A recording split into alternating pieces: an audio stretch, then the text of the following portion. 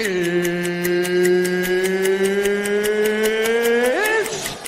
time! 17 seconds from Game 7 or from championship number 6.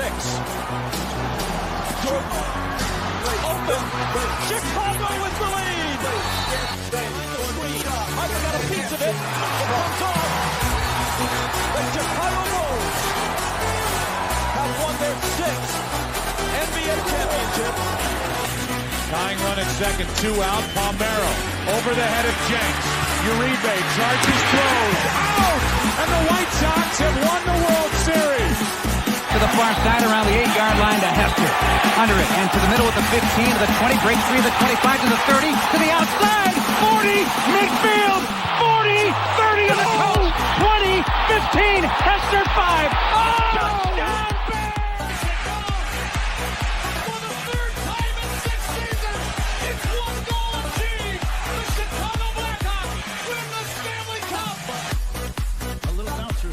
Toward Bryant. He will glove it toward Rizzo. It's in time. And the Chicago Cubs win the World Series.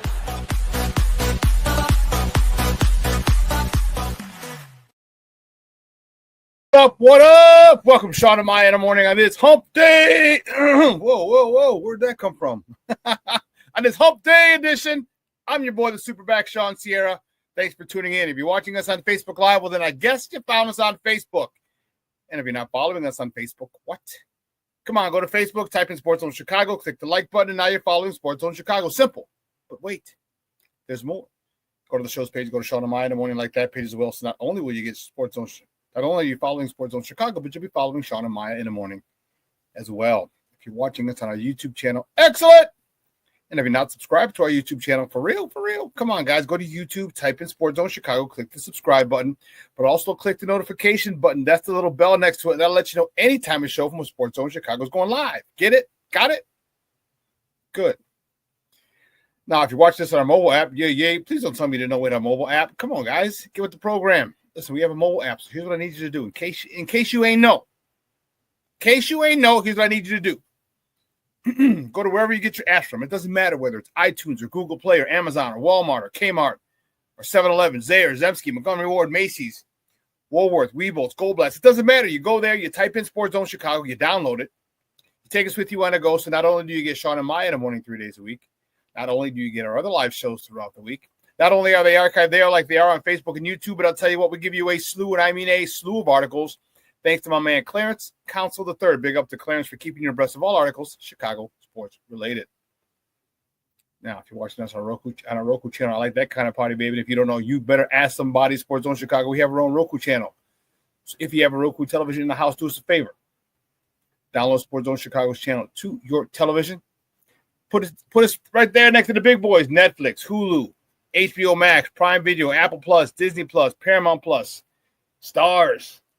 Can't wait till Friday and Raising Canaan. Woo, Charlie. But I digress. Put us there on a big screen. You can put us there on your television. You can watch us on a big screen. Hell, we're on a big screen, right, Mickey? No. Now you can also tweet the show. You can tweet us at Sports Zone Shy. That's CHI at Sports Zone Shy. Now, if you want to follow me, just me personally online, want to know what I did? Let me tell you what I did. I made it nice and easy for you folks. Nice and easy. One handle for Facebook, Twitter, Instagram, Snapchat, and TikTok. All one handle at the Shawn Sierra. Listen, we got a great show, but I need you to get interactive. So whatever platform you're watching us on, whether it's Facebook, YouTube, or our mobile app, leave a question or platform. It'll come up here in the thread. We'll put it up on the screen. We'll incorporate it into the show. And that, my peoples, is what makes this the best Chicago morning sports talk show around. And that's you. So bring them all, baby. Questions, comments, smart-ass remarks, because ain't nobody scared over here. And like The Rock said, baby, don't sing it. Just bring it. Let's see who we got in the chat. Woo, the chat is jumping already, baby. I like it. I like it a lot. Levette Lee's checking in early. Says, "Go Cubs, go!" Don't do that, Levette. Don't start with your nonsense already. Stop it. Cornelius Squall says, "What up, Sports Zoners? I can't wait for Grown Man's Christmas, man. It's coming. 3 weeks. 3 weeks is coming, baby. Yes." And you don't start with your nonsense either, Cornelius. Your next post, don't do that. A hump day, what up? It's raining in the Shy. Yes, it is, Doctor. It is. Some people lost power. It was storming big time. Crazy. Are you too, Black Diamond? Damn.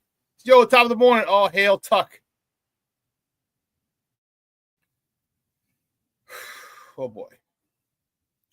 Don't we have enough of those people around? Anyway. Mr. Shorty says, Levette, Corny, Michelle, Black Diamond. What's up, Papa? How are you? The Plankster's in the house. Good morning, Plank. Say good morning, Shawn. Sports owners, bear down. I like it a lot. Yes. So listen, I don't know a lot, but I do know this. More of the usual suspects will chime in as the show goes on. That, my peoples, I can promise you. Man, we got a great show. I cannot wait to get into it. We have so much to talk. We got baseball to talk. Baseball's in full swing. We got basketball to talk. A little hockey to talk.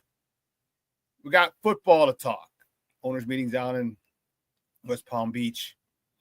And a lot of good stuff coming out of there. A lot of good stuff. And one thing we didn't do on Monday, don't you ever blaspheme on here again, Black Diamond. Don't you ever blaspheme like that again.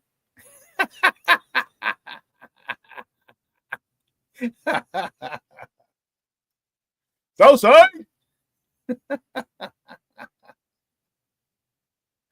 Where's Rick Gonzalez when I need him?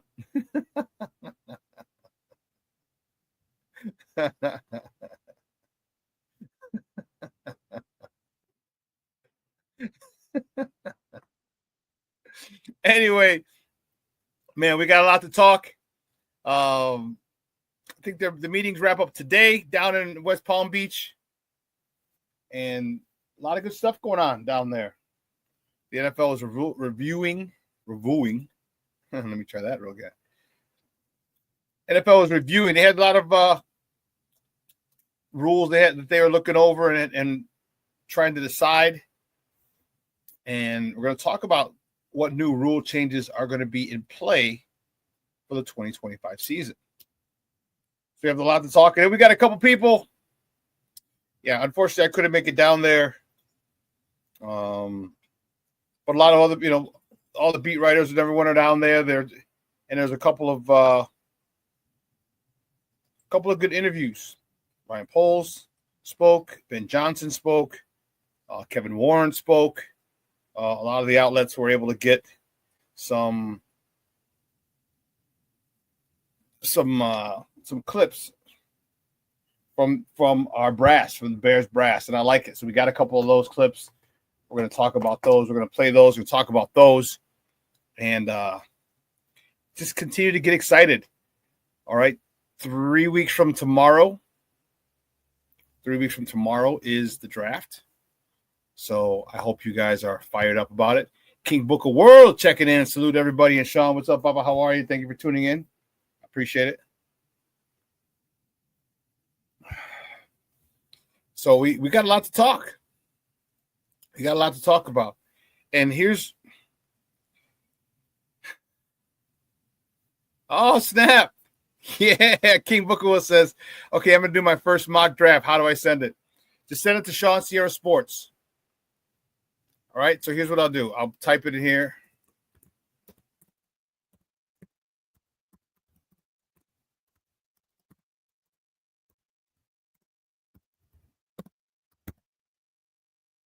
There.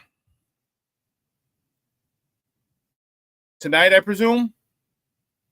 You can do it today, sometime today, and then get it back to me for Friday's show. Is that what you're gonna do, King Book of World?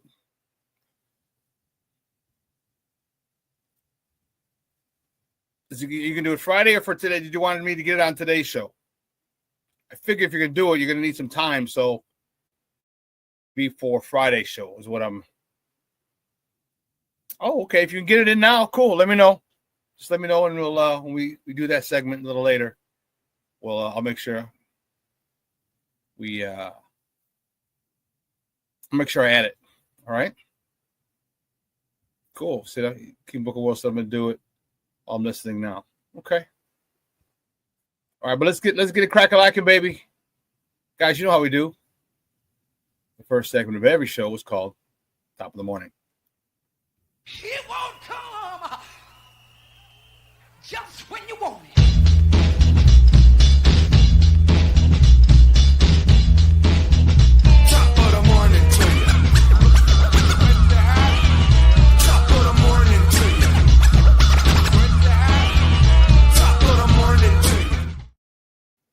Yes, baby. Yes. Let's go. Where do we start? You know what we didn't do?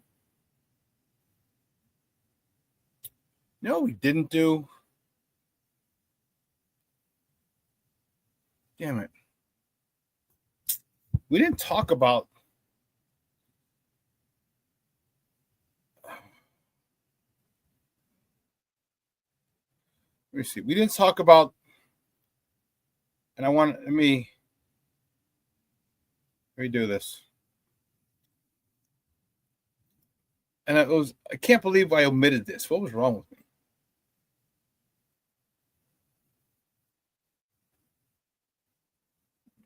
Oh shoot! Must have deleted I was deleting a whole bunch of stuff the other day. Brian, that's all right. We'll go over this. Let's get it crack-a-lacking. Man, my good guys yesterday. This one was a tough one. You talk about starting off. Not happy yesterday with the good guys. The White Sox fall to Minnesota Twins 8-3. Shane Smith making his major league debut. Got a no decision. Went 5 2/3, 2 hits, 2 earned runs. I'll talk about that in a second. 4 walks, 3 punch outs. He looked good. Oh, he had more than 3. Thought he had more than 3. Stop it. Nuh-uh. Did I miss? It's so hard to get good helps these days. Type these things in. Damn it. I could have sworn he had more than 3. No, he only had 3 Ks.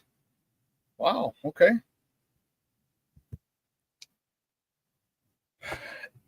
Nick Maton, he is 1 for 3 with a homer. His second homer of the season, driving in his second RBI of the season. Baldwin was 1 for 3, driving in 2 RBIs, his first 2 RBIs of the season. Lenin Sosa was 3 for 4 with a double, his first. I'm going to tell you something. I was very happy. I was very happy with this young man. So, quick backstory. I get a text about a week ago. A friend of mine, big shout out to Pam, my girl Pam from Holy Cross. It's from Danvers, Massachusetts. All right, one of my best friends at school from Holy Cross. Big shout out to her and her husband Eric, their 4 kids. And she says, "Guess what? The guy that the White Sox just signed, the pitcher, Shane Smith, played with my son Max growing up here in Massachusetts." I'm like, "Oh shit, okay, cool." So I watched him last week against the Dodgers. Remember that in the spring training game, and he shut down that first 3 guys. Ohtani, I was like, "Oh." It was Ohtani, Freddie Freeman, and somebody else. I was like, "Oh, snap. This kid's got a little something." Okay. So he goes into the game yesterday, his first major league start, and I'm fired up. I'm watching this guy give up a hit and a walk in the first inning, then lights out. Then he gave up a walk in the second inning and lights out. Third inning was 1, 2, 3. No, it was the fourth inning. It was 1, 2, 3. Fifth inning gets out, nothing, no issues. And I'm texting her because she's in Massachusetts, so they obviously don't get the White Sox. They have their own Sox over there, the Bo Sox, the Carmines. And the guy's cruising through 5. He gets to do 5, gets the first 2 out, walks the next 2 batters. Now, at that point, there's a decision to make. And usually, my first thought was as a former coach, and like, all right, get him out. But then I said, wait a minute. He got out of that first inning. He had another walk, another couple hits, got out of that rather nicely. Let's leave this kid in, see what he can do. All right. His family was in the stands. which was dope. And my friend Pam was telling me that they live right down the street from them. I'm like, oh, that's cool. So I sent a picture of the family. They showed the family. I sent a picture of the family that they took on the screen to her. She's like, oh my God, that's awesome. So they took him out. And I was like, no, leave him in. And usually I would say, yes, take him out. But this guy had so much presence on the mound. The moment was not too big for that young man at all. Not at all. He had this command about him. He had this aura about him. And this is where you go and you say your gut feeling. This is why analytics can go bite the big one. Analytics would say, okay, bring him out, whatever. But you got to get a feel for this guy. I know it's his first start. I know his family's there. I know he's fired up. But if you watch the way he got out of the other innings, you're like, okay, we'll see. And I get it. But wanted to preserve his first major league victory. I understand. I get it. But at that point, I was like, no, I felt differently. I'm like, come on. I said, this dude, there's something different about it. I said, this guy has that composure about him. And I was like, don't take him out. Don't take him out. Don't take him out. Leave this kid in. They walked up to the mound. He didn't make the move right away. And I don't know if he was asking him or talking or what he was saying when he was on the mound. But he walked kind of slow, which kind of indicated I'm taking you out. I'm giving my guys an extra pitch or two to loosen up. And he took him out. 5 2/3. So the two guys on base would be credited to him. Well, if you know the White Sox at this particular point, and I don't know if you know this, if you're not a White Sox fan, you probably don't know this. The White Sox are one of 4 teams in the history of baseball to have their starters not give up an earned run in the first 4 games of the season to start the season. They're one of 4 teams. Okay. And had they won or had he not given up, it could have been 5. So here, White Sox starters over the first 4 games, 23 innings pitched to their starters, 0 earned runs. Then they bring in this jamoke, and I'm pissed. I'm annoyed. I'm annoyed because this youngster has this moxie about him. He's got this moxie about him. He's got this je ne sais quoi. You just feel it. You watch. I mean, I felt it and I watched it, and I'm on the TV. I'm not even. Then they bring in Penn Murphy. Spells the name Murfee. This jamoke proceeds to give up. How many hits did you give up, jamoke? This jamoke comes in and gives up 4 hits. 4 hits. Gets nobody out. And they're all duck snorts. Bloopers. So the first one, 3-1. Sox were up 3-0 at the point. 3-1. The next one is because there are 2 outs. Duck snort. Guys are moving on contact. 2 guys score. They tie it up. Next one. Next 2 hits. Guys, they're leading 5. They put up a 5 spot. I was pissed. Because at that moment, you have to, and this is Will Venable's rookie season as a manager. I get it. But damn it, man. This kid pitched one hell of a game. And to see the command that he had, the moxie, I would have tried to let him get out of it. That was my thought the whole time. Don't take him out. Don't take him out. Don't take him out. Don't take him out. Took him out. 4 hitters. Bing, bing, bing, bing, bing.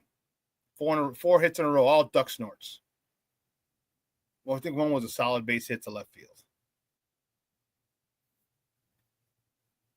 And I felt bad for this young man.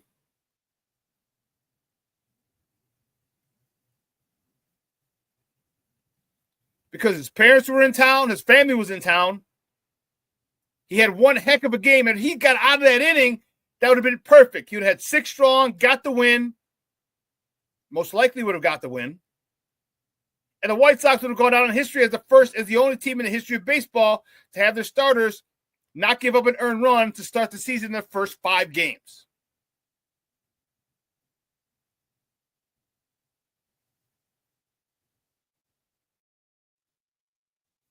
I was a little annoyed yesterday because it ruined his debut. Staying with that, today the White Sox host the Twins at the rate. First pitch is at 1:20, weather permitting.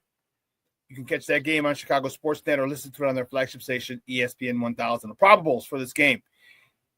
Minnesota is going to trot out Pablo Lopez. Pablo Lopez, he's 0-1 with a 3.60 ERA. Going to go up against our opening day starter, Shawn Burke, who's 1-0 with 0.000000 ERA.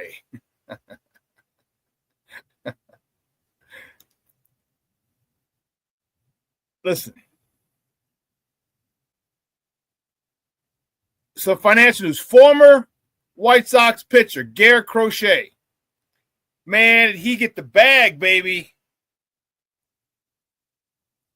Coming off of Tommy John surgery. The heck is this over here? Oh, Ant-Man. There you go. Coming off of Tommy John surgery, he gets traded to the Boston Red Sox. What does Boston do this year? They signed him to an extension, a massive extension, 6 years, $170 million. Man, I'm happy for Crochet. He was a fan favorite. I really liked him. I was really sad to see him go, but I'm happy he got that bag. Let's see, that's it's 170. What's that? 8, if it's 60, 85. So he got about 85 mil after Uncle Sam took about 85 mil. So he's going to have about 80-ish million, 75, $80 million. Not bad. Happy for him. Very, very happy for this young man. Way to go, baby. Way to go. Well, listen, let's take a quick break. At the other side of the break, we'll finish up with top of the morning topics. We have a lot more to talk, so don't go anywhere, folks. Keep it locked right here. Shawn and Maya in the morning on Sports Zone Chicago.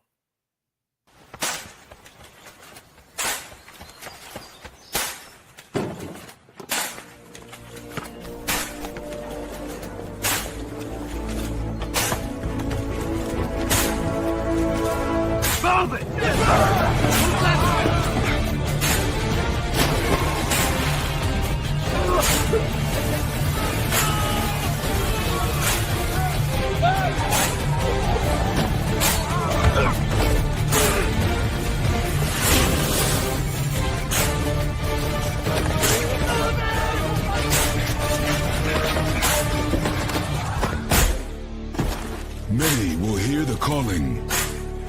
Few will earn the title. United States Marine. The few, the proud, the Marines. Hey, it's your boy, the SuperBack, Shawn Sierra, and be sure to follow Sports Zone Chicago on all social media platforms, on Facebook, Instagram, and our Roku channel. You can find us at Sports Zone Chicago, and on Twitter, we are at Sports Zone Shy. Also, be sure to download our mobile app so you can take Sports Zone Chicago with you on the go.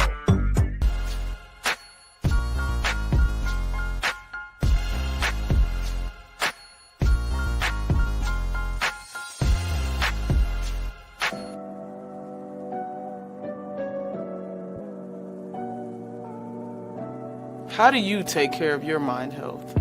For my mental health, I meditate in the mornings. I have my dogs. They're the best. I just find ways that help me just relax. Finding things that make me happy, like being close to my family. I meditate a lot and read books. I have hobbies outside of the game. I'm able to switch off. I'm able to turn my brain off from the game of basketball. Your mind health matters. Your mind health matters. We are looking for a few heroes, mentors, trailblazers, innovators, a passion to change lives, spark curiosity, open hearts, and awaken minds, help students answer the question, who am I? This could be your calling, but this is no job. It's the journey of a lifetime. Be a hero. Be a teacher. Mental health and learning disorders don't discriminate. 17 million children and adolescents in the United States live with disorders like anxiety, depression, ADHD, and dyslexia. Less than half get the help they need to thrive. Help the Child Mind Institute change these children's lives. Visit childmind.org.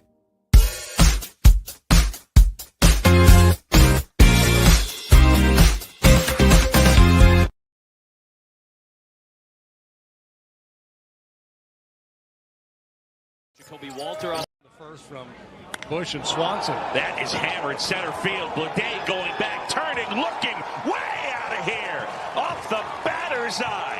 A titanic shot to center for Seiya Suzuki, and just like that, 3-0 Cubs. The bats stay hot. Batter's eye. Well, let's take another look. Home run replay brought to you by Toyota, official vehicle of the Chicago Cubs. Yeah, just crushed that ball, did Seiya.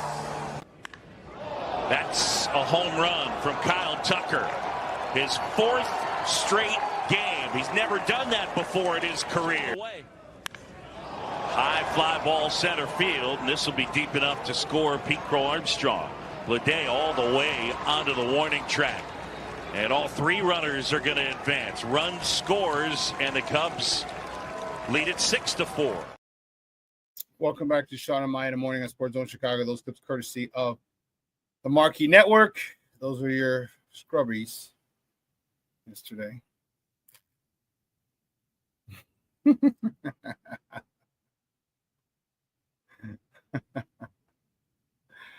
So we'll go there. Next topic, morning topic, the Cubs. The Cubs, yeah. Cubs yesterday, they beat. So the one, I don't know, are they the Las Vegas Athletics now, even though they're in Sacramento? Are they the Sacramento A's? Who are they? What do they do? I don't even know. The Cubs beat the Athletics yesterday in Sacktown, the Bay Area, in Sacktown. Let's quote Tupac. 7-4. What the heck was that? See, I hate when shit.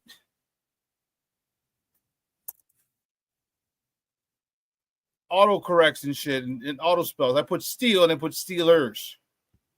Come on. Here you go. They beat the A's yesterday, 7-4.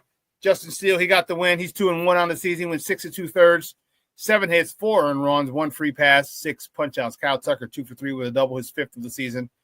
Also hit a homer, his 4th of the season, his 4th consecutive game with a homer, driving in his 11th run of the season. Seiya Suzuki, he was 2 for 5 with a homer, his 2nd of the year, driving in his 4th, 5th, and 6th runs of the season. Dansby Swanson was 1 for 4, hitting a double, his 2nd of the season, driving in his 6th RBI of the year. The Cubs close it out in Sacramento today to face the A's once again. First pitch is at 2:35 Central Time. You can catch that game on the Marquee Network or listen to it on their flagship station, 670 AM. Probables for today's game for the Cubs, Jameson Taillon was 0-1 with a 12.46 ERA going up against Jeffrey Springs, who's 1-0 for the Athletics with a 0.00000000 ERA.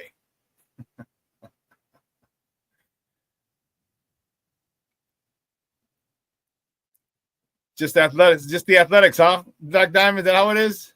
I don't even know.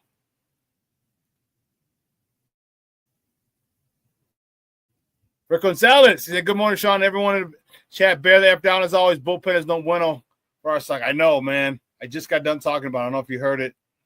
Yeah, I was really, really pissy about that shit, man. Really, really pissy about that, dude. That was.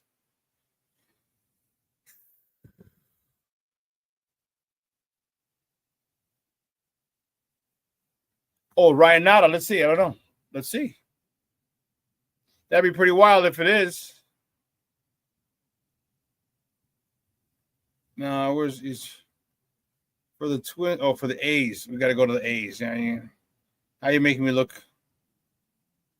Let's see, the Athletics. Well, Soderstrom. Tyler Soderstrom was the first baseman yesterday. So I don't know if Shorty. Yeah, I don't know if Ryan Noda is still the A's first baseman. He might have got a day off. You know, these baseball players, they play 2-3 days. Like, I need a day off. But all right. But that's cool. Your buddy's son, huh? That's dope.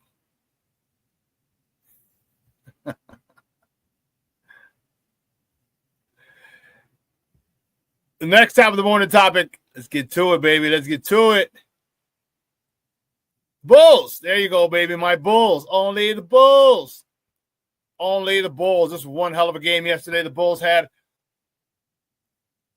Let me tell you something. The Bulls blew out the Toronto Raptors.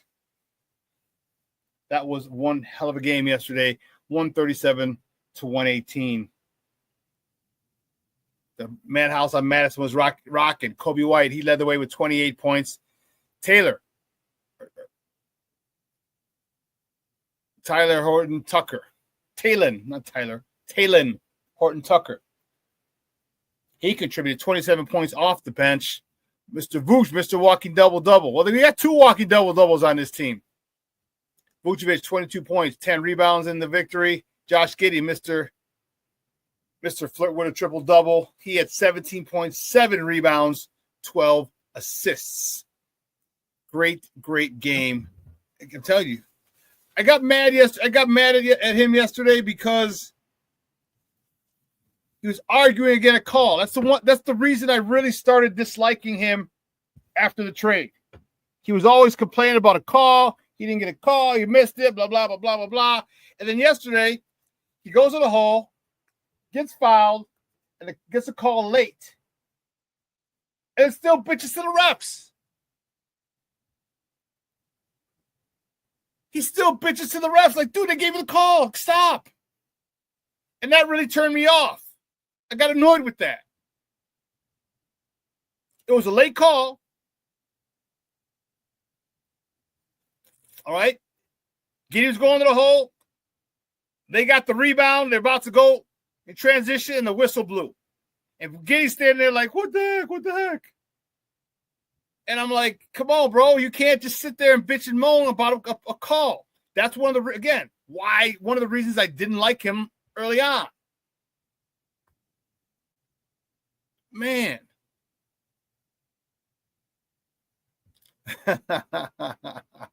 He worked with Matas and Raisin Bar and shit off the backboard. Yeah, he did.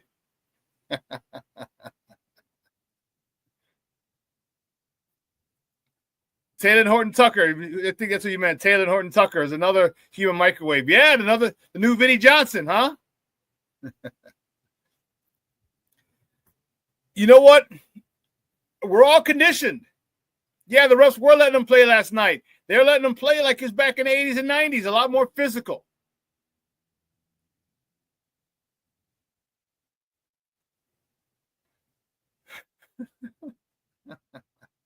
Michelle Wall says, Magic Giddey. Man, 12 up. Dude, he had 5 assists in the first quarter. He had 5 assists, and there was 5 minutes to go in the first quarter. I was like, what the hell is going on? Oh, you like the shirt? I got Rick. Rick says, Shawn, I like the shirt, but the big question is who's better, Biggie, Pac, or other? I'm a Biggie guy. I'm a Biggie guy. Especially now that more and more things are coming out about Tupac. Like the Tupac can't fight. He couldn't fight. He was one of those little punks who would start shit and then have his people jump up.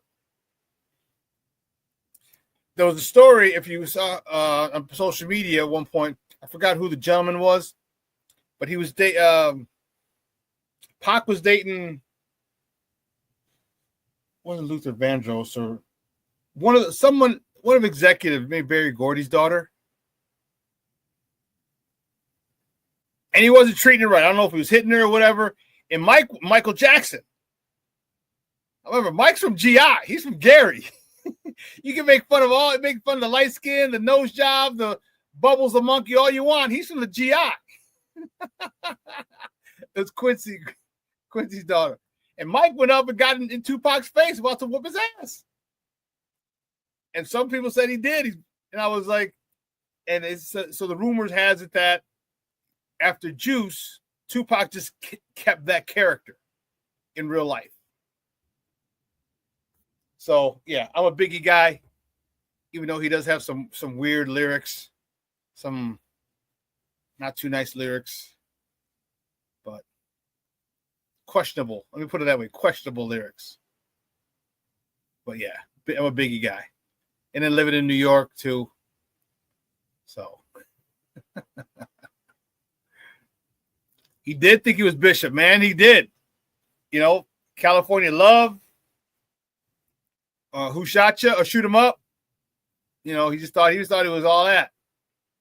So they're both unbelievably talented, though. I mean, that's golden era of hip hop, 90s right there. But anyway, I digress.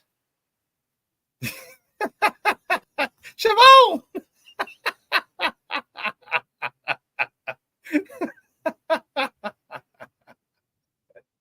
He damn sure did, bro. He damn sure did.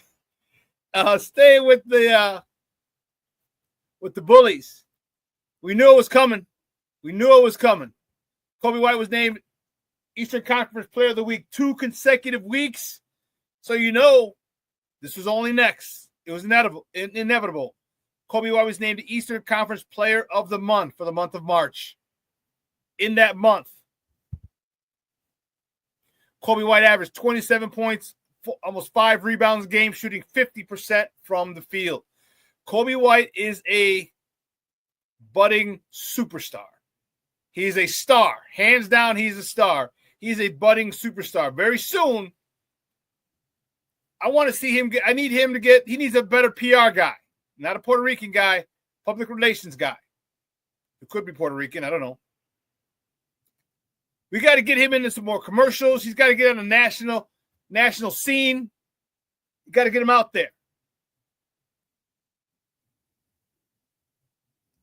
Because Kobe is nasty.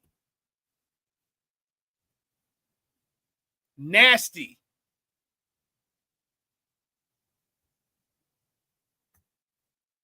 He needs a better PR guy. We need to see him in more ads, and not just local ads.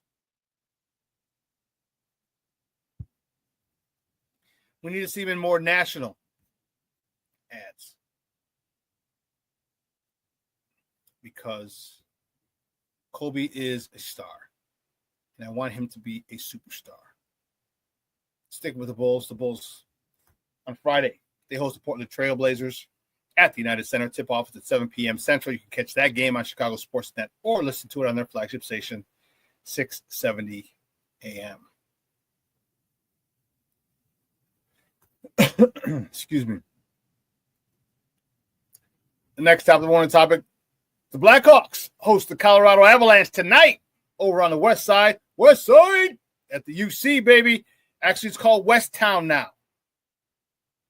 See, once you gentrify a neighborhood, I guess if it doesn't have a real name, you can break it up into a subset. Remember, it used to be in the west side. That's all it was. But now it's called West Town. Now that they gentrified that area, they got rid of all the hookers, a lot of the gangs, a lot of the drugs. Now all the affluent yuppies are doing the drugs in their $600,000, $700,000, $800,000, $900,000 million homes over there. Got rid of the prostitutes, the hookers up and down Grand Avenue and Ogden. Now they call it West Town. Nimodo. The Blackhawks are at the United Center tonight. Puck drop is at 8:30. You can catch that game on TNT tonight. That's a surprised. Is it on both?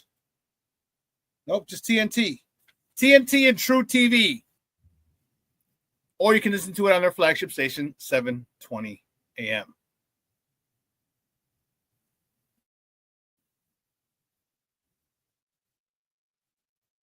Yesterday.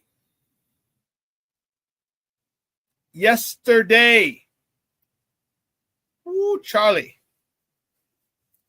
And here's where I need.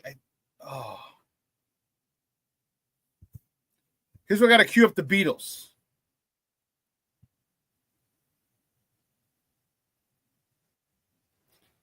April 1st, 1985. Do you know what happened that day?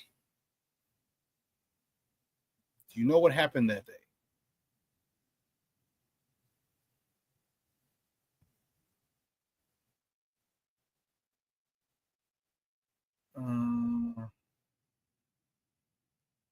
No, see, I don't have it saved. It was the start of a revolution. April 1st, 1985. 1985, the number. Another sucker. Sound of the funky drummer. 40 years ago. April 1st, yesterday. April 1st, 1985. The first Air Jordans were released to the public, and they cost $65. $65. I was in 8th grade. And I remember as a freshman, so later that year, they had, so you see where the black is, they were selling them different colors. We were saying reading our uniforms were red. So they had, but they were more like a metallic red that they were selling us. And I couldn't get them. I couldn't afford them. I had my own shoes, but you're able to order them through, I don't know if it was R&N Sports or Santos Sports. Those were the guys out here on the South Side that St. Rita dealt with the vendors to get their shoes and their uniforms.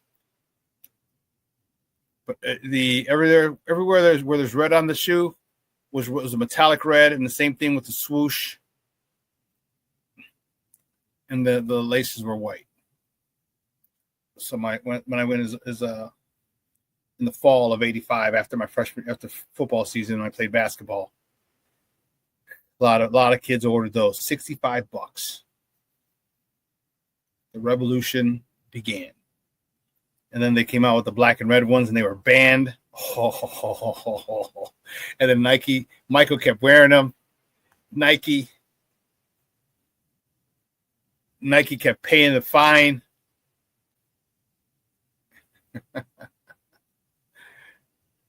Cornelia said Kobe should be getting some Head and Shoulders commercials. Yeah, with Troy Polamalu.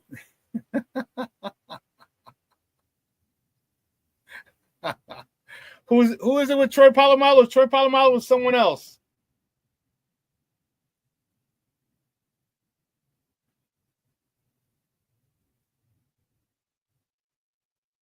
Yeah, so here's a funny story.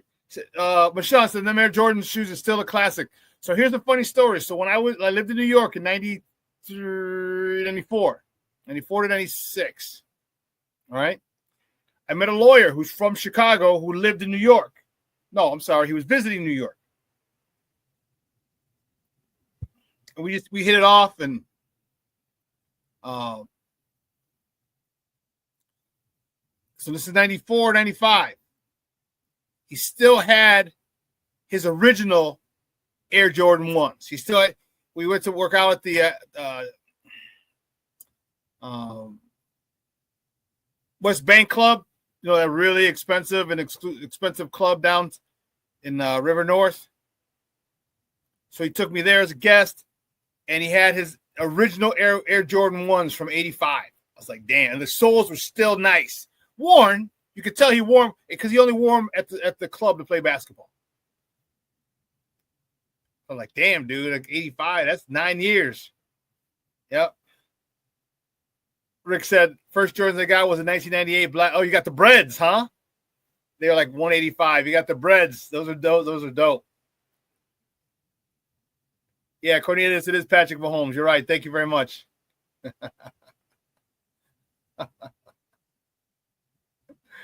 Oh, that's crazy.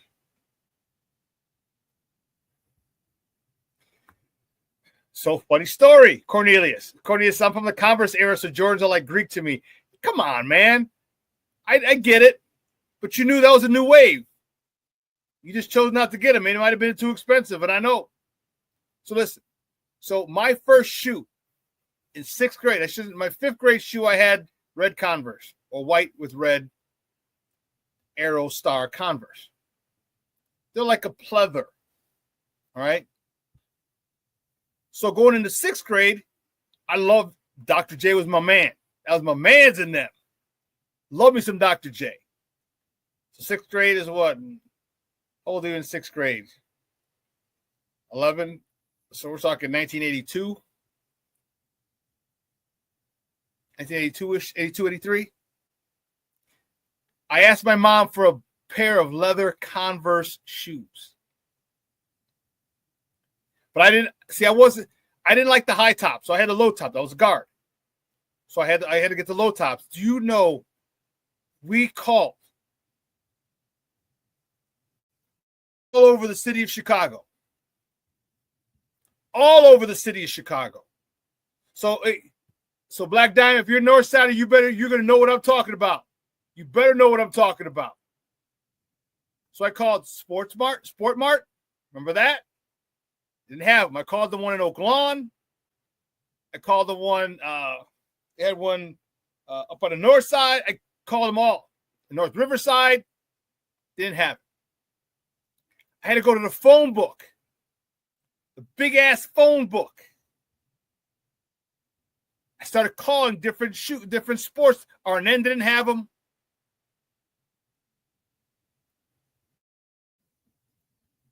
Santos didn't have them. Cornelius said in my era, $10 shoe was expensive. I get it. I'm getting to my point. King Booker was I never owned a pair of Jordans in my life. So I found them at McGovern's. If you're a North Sider, you know where McGovern's is. McGovern's was right across the street from Lane Tech High School. Right across the street, right on Western. So we found them. And it was like 2 or 3 days before the season started. We found them. We had to go up there, and they were $40. The warden was livid. She looks at me, and I'm her only son. She worked 2 jobs, so she had the money. But, her growing up poor, one of 10 kids, she was like, I hope I never, ever have to spend $40 on a pair of gym shoes for you again. $40.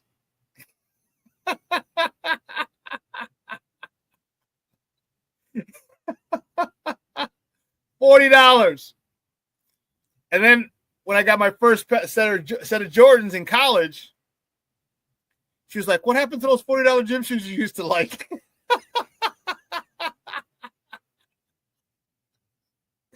Oh, man. I'm glad. So, Black Diamond, I'm not, but my granddad was a Cubby. That's how I got started. I remember Governs.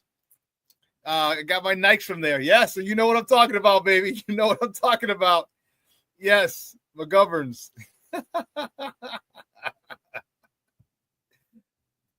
Hey, when it came to my shoes, I didn't care where we had to go. Plus, I wasn't driving. King Book of World says, I'm a Chuck Taylor guy. I got black, red, white leather Chucks, and socks, Bo Jackson jersey. Had tried to find a pair of gray leather Chucks. Mission failed. Damn. So you know what?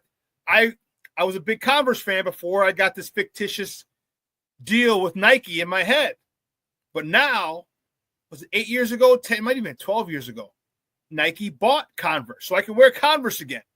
And I never had a pair of Chuck Taylors. Never. And I always wanted them. And I thought, especially, you're in shape, now they're fashionable again. So I want to get some. You go to a Sox game, I'll have my low Chuck Taylors on, my black and white jersey, the white with the pinstripe, the black pinstripes, black shorts, black Chucks. Yeah. Shorty's got to run. Hey, you got a meeting. Great show. See you Friday. Bear down, baby. Bear down, Shorty. Appreciate you checking in, Papa.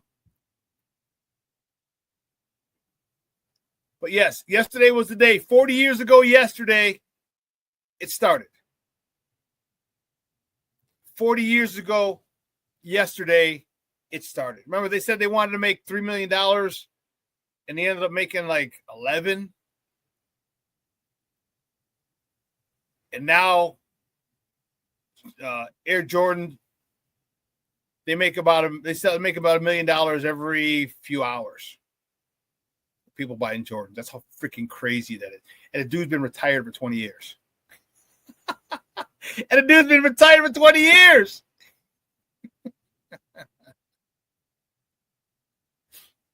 King Booker Will says, we were Pope. P.O. Couldn't even afford the OR. We was Pope. We couldn't afford the OR. That's how broke. But as I got older, no lie, I just got cheap. And I was like, I ain't paying $200 for jumpers. There's still a little cheapness left in me. Like, I can't tell you the last time I paid full price for a pair of shoes. I can't. Not with eBay, not with Burlington Coat Factory, not with the Nike outlet stores. They're all over. I'll go. I will get last year's model and rock them like they just came out. I feel you, King Booker World. To me, they're gym shoes. I don't got to have the flyest stuff, the newest stuff. I ain't trying to prove nothing to nobody. I ain't trying to prove nothing to nobody. What they say? I ain't said nothing, nobody. But with all the outlet stores and the discount stores, man, I cannot tell you. I'm telling you I can't tell you the last time I paid full price for a pair of gym shoes. And then they got over here, I'm out in New Orleans. They got Dick's Sporting Goods Outlet on 159th in Harlem. It's like 158. Like 46 or something, right next to the Best Buy. Man, they got a wall of shoes. They got tons of shoes. Shoot, you think I'm going to pay? You crazy as a mug. And then eBay too. So I got I think I have 13 different pairs of CrossFit shoes that I have. All right, not one that I paid full price for. Some I got off of eBay. Others I found some CrossFit shoes there at the Dick's Outlet, Nike Outlet. I found when I was in for my 50th birthday. The dead body story. The dead body story. I'm coming back from Wisconsin.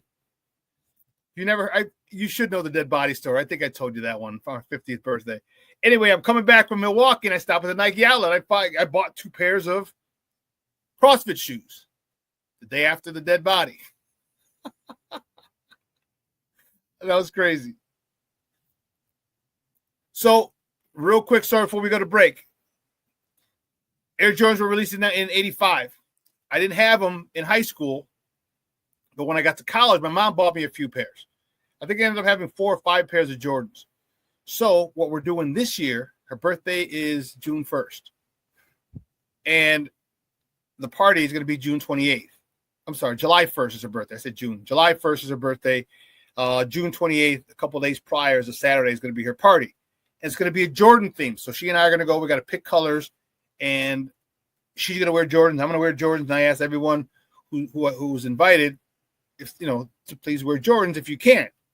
You don't have to. But I just want kind of an homage because, she went out of her way when I was a kid. And got me Jordan. So we're having a Jordan theme birthday party for her this year.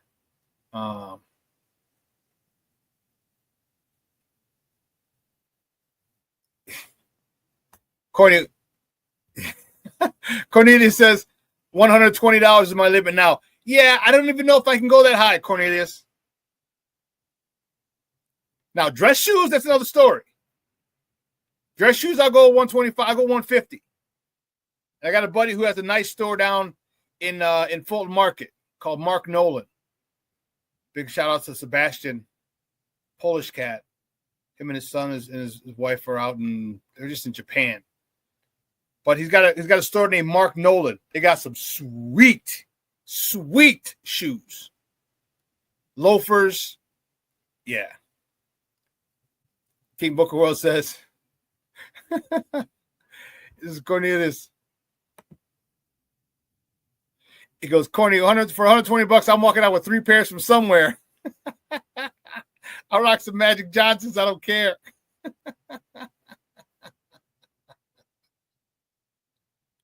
But Shawn said my favorite shoe of all time is the Reebok Pump. You a D Brown fan? What's up, Papa? What's up? King Booker Will says that. He goes, oh, I got the Stacey Adams on deck. Don't get you wrong. Don't get it twisted. Okay. Got the Stacey Adams. I hear you.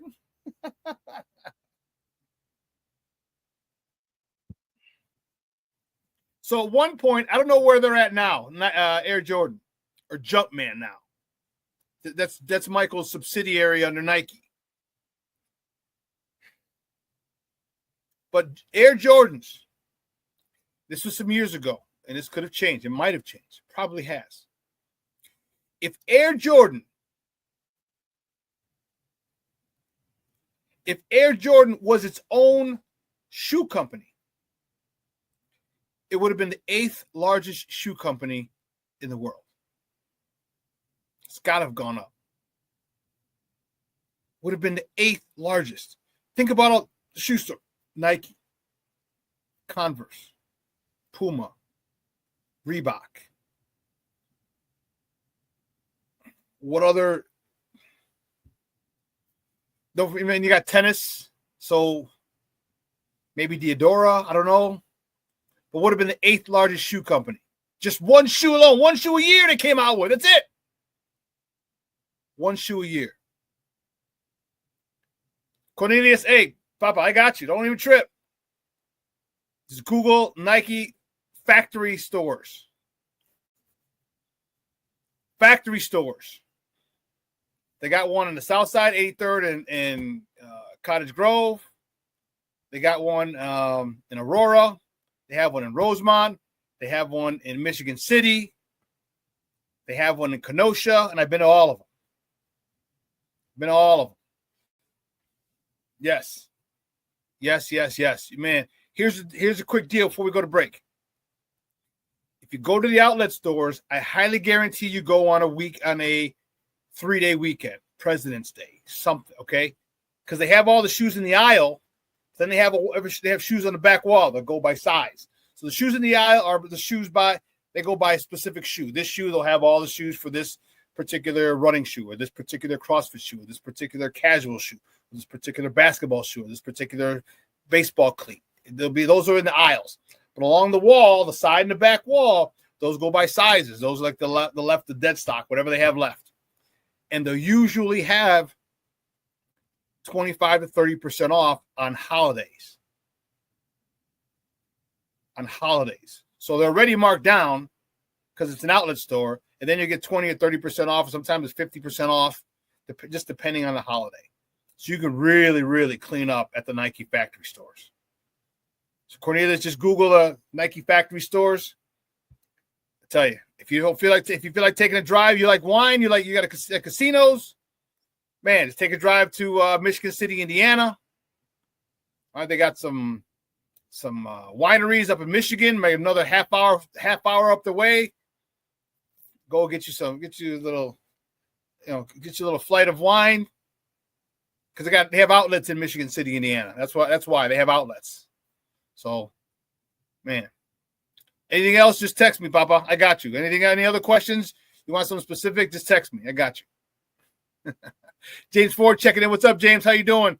I know you came in like you're talking about gym shoes. Yeah, here's the reason we're talking about gym shoes because yesterday was the 40th anniversary of the release of the Air Jordan 1s back in 1985. They were released. That's how we got to talking about gym shoes. Yeah. But listen, we're going to take a quick break. On the other side of the break, we're going to talk about some Bulls. We're going to talk, and then we'll finish up, of course, with some Bears talk. All right, so don't go anywhere, folks. Keep it locked right here. Shawn and Maya in the morning on Sports Zone Chicago. Hey, it's your boy, the SuperBack, Shawn Sierra, and be sure to follow Sports Zone Chicago on all social media platforms, on Facebook, Instagram, and our Roku channel. You can find us at Sports Zone Chicago, and on Twitter, we are at Sports Zone Chi. Also, be sure to download our mobile app so you can take Sports Zone Chicago with you on the go. Time out. How are you feeling right now? Happy? Excited? Angry? Overwhelmed? One of the best things you can do for your mind health is to name what you're feeling. It can sharpen your awareness and help you talk about your feelings with someone you trust. Here are 3 questions to ask yourself. Where are your thoughts right now? In the past, the present, the future? Do you notice any sensations in your body? Is your heart beating fast? Is there a flutter in your stomach? Or are you fully relaxed? What do you need right now? Time with others? Time to yourself? Remember, there's power in this awareness. So find ways to identify what you're feeling today.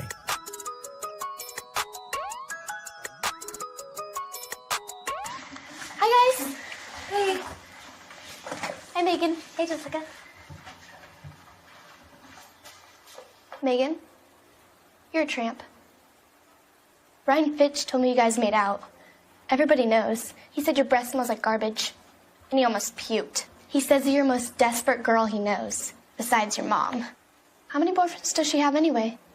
Lots? Your makeup makes you look like a clown. That zit is huge, zit face. Ugly.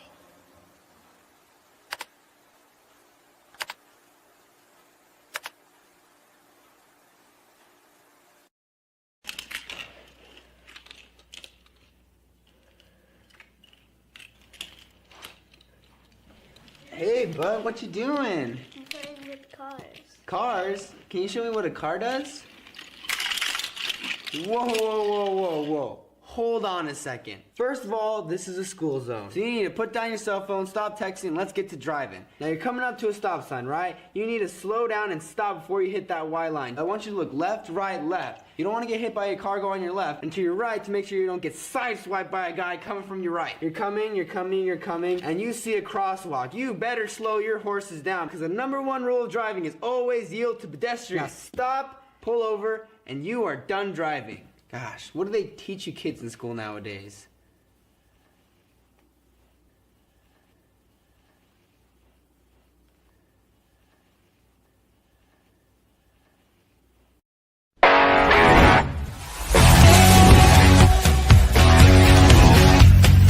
Jacoby Walter out of Baylor and Jamal Shed out of Houston. There's a turnover. They got numbers. Giddy to Herter. He settles and scores. Good to see Kevin back. Here is Jamal Shed, the rookie out of Houston. Vucevic outlets to a wide open Kevin Herter. Another rookie, Jonathan Mobo, and his pass wayward. Looking for more fast break points. Herter will lay it in. Good find by Giddy. Semi-final. Horton Tucker found Buzelis with a tough pass. The fake, the three. Give it a hats off. Boozy hurts. Buzzer beating Boozy with a 39-point Bulls. Ooh. And Kobe White was getting hassled by a really good defender at Shed. Nice through and scores and a foul. 24 for Kobe White tonight. Yeah, Kobe. That boy is a bad man. Mama, there go that man again. Kobe White. Welcome back to Shawn and Maya in the morning on Sports Zone Chicago. Those clips courtesy of Chicago Sports Network. Those were the Bullies from last night with a nice victory. Man, I was able to watch it, and yeah, it was good stuff. It was a nice victory yesterday. The over what the hell did they play? The Raptors. Couldn't remember. 137 and 118. Nice bounce back win for them. It was good. Good.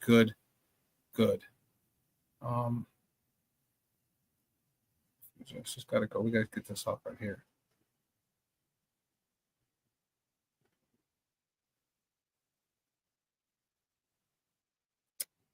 The NFL owners meeting wraps up today down in Palm Beach, Florida. Many issues were voted on. So there's a lot of things that were in question. First of all, the Green Bay Packers, if there isn't enough reason to hate Green Bay, they're stupid.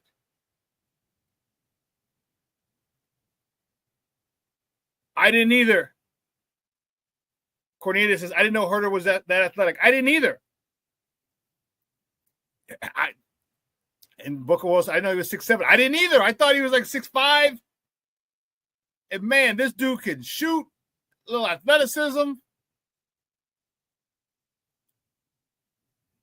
Oh, snap. He's checking in. My man, Armando Emeterio Lara Jr., he's in the house. What's up, Papa? How are you? Thank you for tuning in. Appreciate you. The NFL owners meeting wrapped up today in Palm Beach, Florida. And there were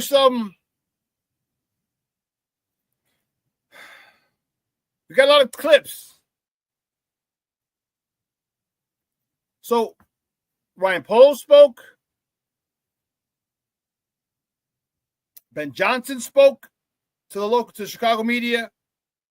Tyler Warren. Kevin Warren spoke about the stadium.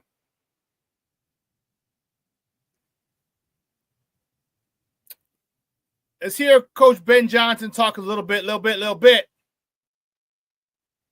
want to hear him talk a little bit about Caleb and some of the things he's going to ask Caleb to do. Well, he's done it. So it's just the comfort level. It's time on task. It's how many reps can we get under his belt to where he just feels better and better about taking drops under center. I'm more prone to the play action game underneath there because I do think the longer action, the longer fake does tend to hold the second level for a little bit longer, and that's where you get your chunks and your shots behind them. And so there is merit for looking to develop that part of his game. And the truth is, even if we do invest and we decide that's not the direction we want to go too far in, it's still really worthwhile for him to have that time on because it's going to translate to the shotgun as well. You saw Jeff Joniak in the background, that video courtesy of CHGO. And you heard him talking about getting Caleb under center. And that's vital. That's vital. Yeah, Cornelius, this is one of the things.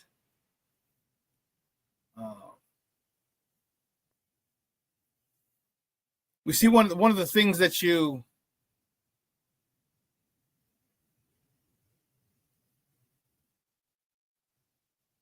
Yeah, Cornelius, I agree. And one of the things that happened with the tush push wasn't banned, it was tabled. There weren't enough votes, so they tabled it. They're going to come back to it and talk about it at another time. What they are going to do, they have a couple of things that are that got pushed through.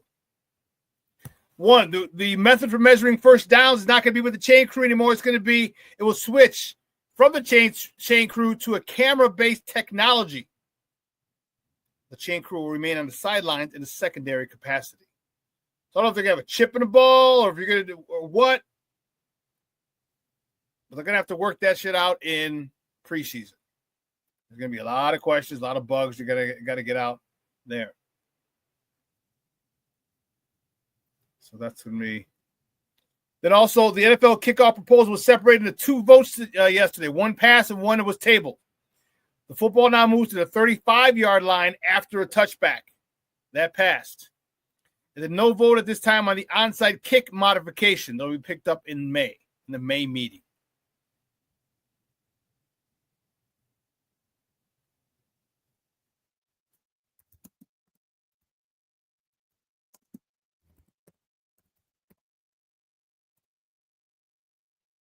So that passed as well. Let's see, what else? Yeah, the NFL owners have tabled the tush push conversation. No decision about its future at this particular league meeting.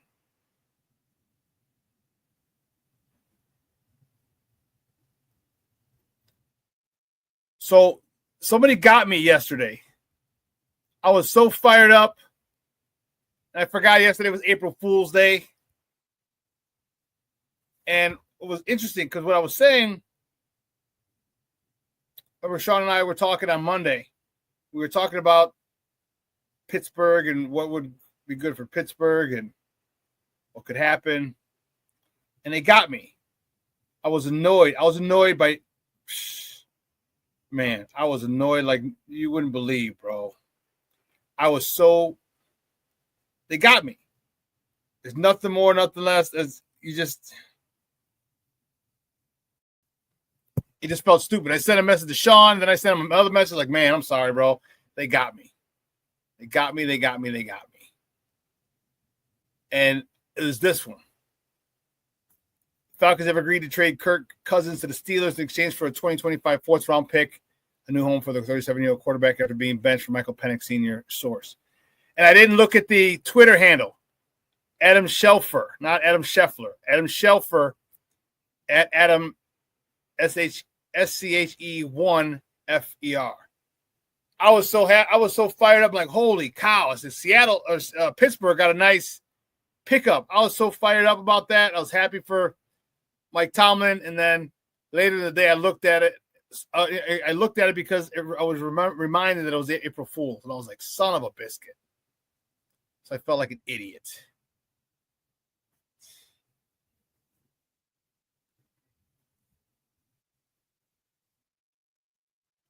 Yeah.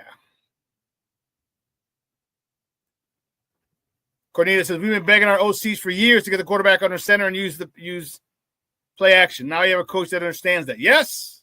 Crazy idea, huh?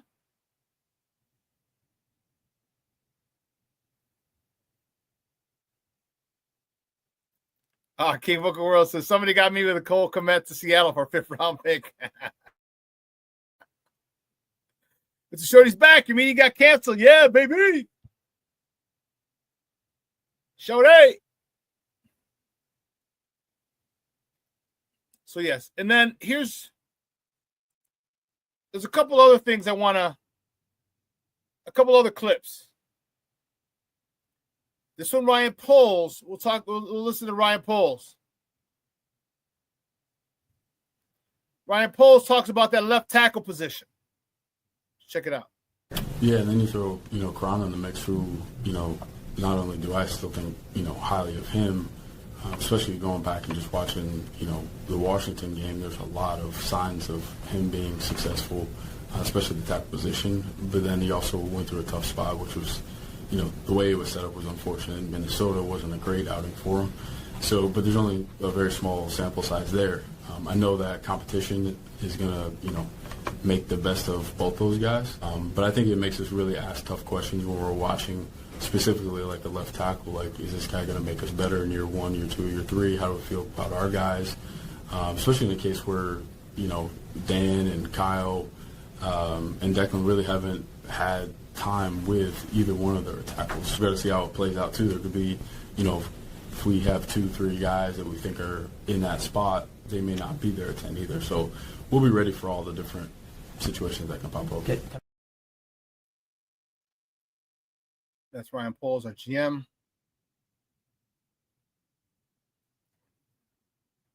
He's still talking about Kieran Amagaji. Okay, cool. I get it. You want to see what he's got.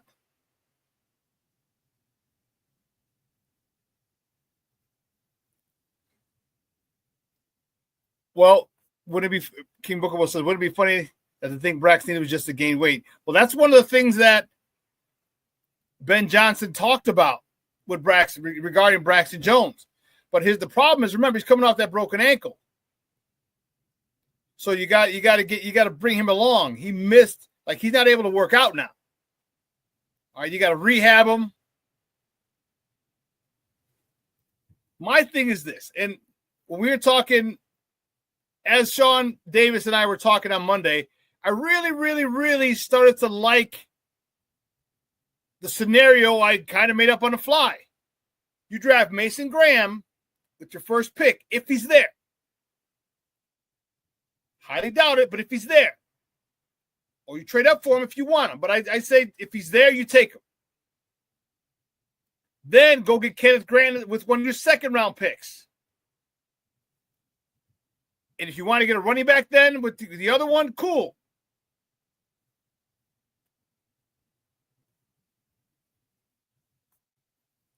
Because I think we talked about it. Look at what Philly did. They got a lot of the Georgia defense on that Philadelphia team. You start getting guys who played together, are familiar with each other. You start bringing them along. That Georgia defense was pretty dominant in college. And guess what? That Philadelphia defense, which is made up of a lot of Georgia people, is pretty dominant in the NFL. Everyone talks about the NFL being a copycat league. Well, here's a chance for the Bears to do that. And how great would that be? If you get Mason Graham and Kenneth Grant to work under Andrew Billings and Grady Jarrett. And they're going to push Gervon Sr. They're going to push it. Ooh, Charlie, they're going to push it.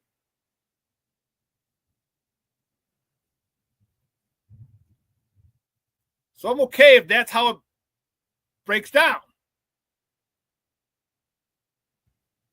King Boogie says, Shorty, I believe that too. Johnson will make Poles a better GM with his coaching staff. Yeah, I'm telling you, he's going to make a better GM because he's going to give him a heck of a lot of suggestions. My hand is better. It's not.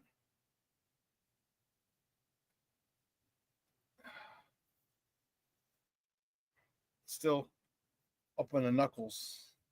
There's some uric acid crystals up here, which is not allowing me to make a fist, but it's a lot better than before. But anyway, Ben Johnson with his suggestions to Ryan Poles as to who he wants. Like, this is the guy I'd like. This guy's the one I want.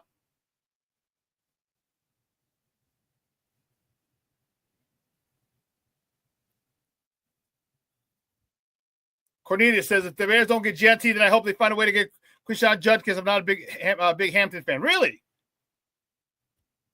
I am. I'm liking. Oh man, it's opening up out here in the shy, on the burbs anyway. But if you got Will Campbell, I'm more than happy with that. More than happy with that. I'm anxious to see how this thing plays out, how it unfolds. Because if Will Campbell and Mason Graham fall, which is going to be a very, very, very unlikely, I would take Mason Graham. I would take Mason Graham. And no disrespect to Will Campbell.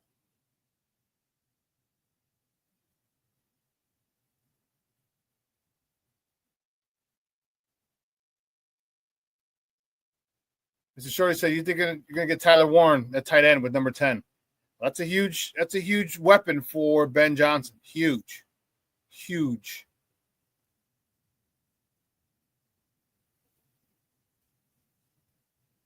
Black Diamond says, Shorty, I believe so. You can't deny Warren's talent. He's nasty. That's one hell of an athlete, of a weapon. Sean says, I'm thinking of a tight end or left tackle at 10.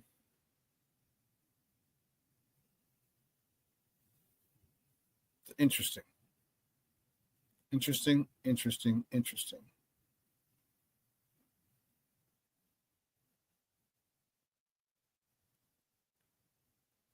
You know, yeah, you can't deny it. There's, and that's the cool part. The Bears can do what they want. They have everything. Their starters are set. Now what you do is you build depth, and you draft and you go after replacement pieces, guys who can develop if they're projects, guys who can learn a year or two under the starters, and within a year or two, and it's their time, man.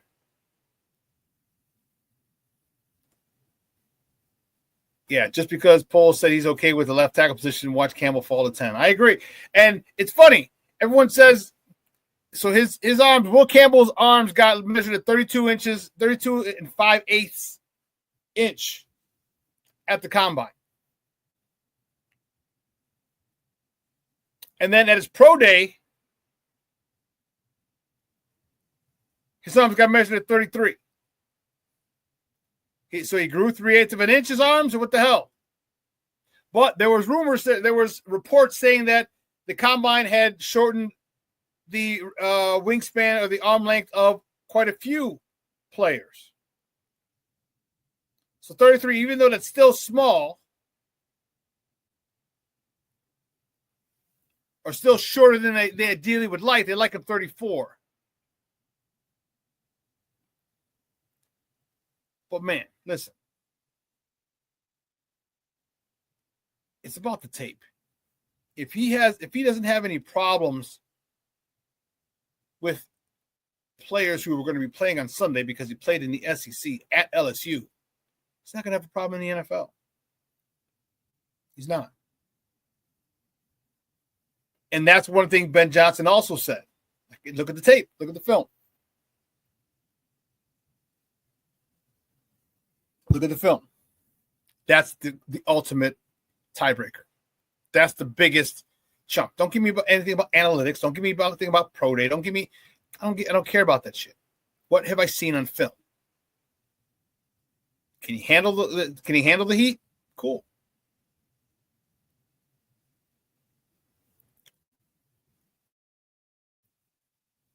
Shorty says, who needs a work meeting anyways? Cornelius says pro days have a built-in home field advantage. Yeah, it does, because what they're trying to do, listen, colleges are trying to get as many players drafted or into the NFL as possible. One, for bragging rights. But two, let's not get it twisted. You're going to ask for donations. You're going to ask for give back money. Okay, they donated X amount to their alumni, their alma mater, I should say. They're going to donate X amount to this. Come on, man. Follow the money. Then you get to say, hey, we're linebacker you, we're quarterback you, we're O-line you, we're D-line you.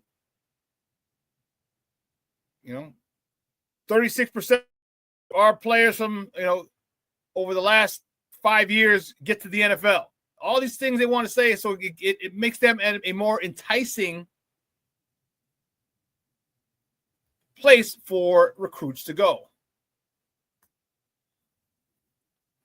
Yeah, it's a home field advantage. You got your same receivers. You're running your own routes. You're running your own same thing.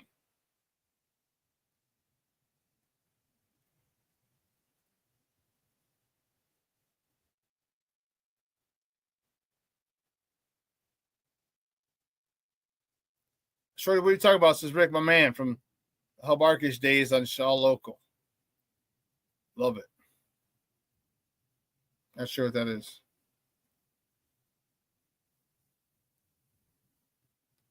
But here's something else. This got me a little not worried. I'm not worried about it. But this was very telling. Pro Football Talk, Mike Floyer. I like Mike Floyer. He comes on the radio on Tuesdays or something.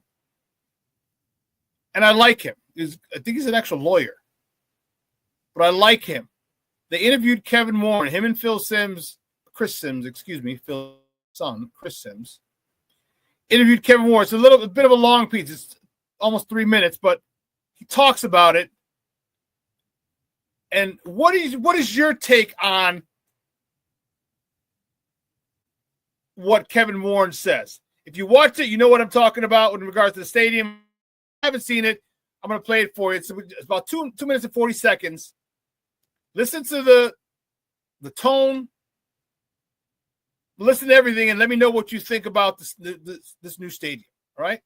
The one thing we've talked about a little bit, and I'm interested, is the stadium project. Right. Hit us on that a little bit and where we're at. Yeah, the good thing about it is, one, is that we continue our conversations with the city of Chicago. Yep. I've said it many, many times that piece of land along the lakefront is absolutely beautiful. It is. I understand all the dynamics. I understand the politics. I understand the cost of it. And then, fortunately, back to George and his leadership and my predecessor, Ted Phillips, who I'm grateful for, they made a very forward-thinking decision right before I started. That was the piece of paper that was on my desk when I walked in my office in April of 23, is that they purchased 326 acres in Arlington Heights. Right. This land is absolutely beautiful. I mean, it's a great piece of land. And so now the key thing in all these stadium projects is optionality. So we're working every day with the city of Chicago, still pushing forward. And today, ironically, is the mayoral election in Arlington Heights. So we'll have a new mayor in Arlington Heights sometime by tomorrow. We are the largest landowner there. It's a wonderful piece of land. So I'm really excited for these next couple months. Okay, and then on top of that, I'm an old school football guy. My dad played those '85 Bears outside in Soldier Stadium.